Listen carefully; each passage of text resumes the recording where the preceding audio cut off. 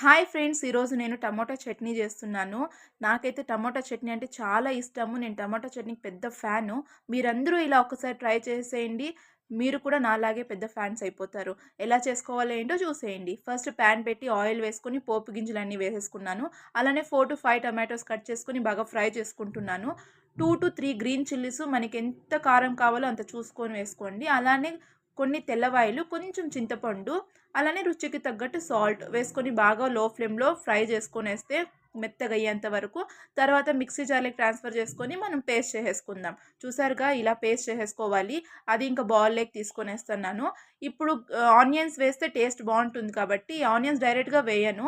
అలానే కొంచెం light brown colour వచ్చేదాకా ఫ్రై చేసుకొని అవి మిక్స్ చేసేసుకుంటా. ఇంకా ముద్దలేకి సర్వ్ చేసుకొని తింటుంటే అబ్బబ్బా! టేస్ట్ సూపర్‌గునింది. మరి మీరందరూ ఒక్కసారి ట్రై చేయండి. ఎలా ఉందో ఏంటో నాకు కామెంట్ చేయండి. మరి నా వీడియోని లైక్ చేసుకొని సబ్స్క్రైబ్ చేసుకోండి. Thank you for watching.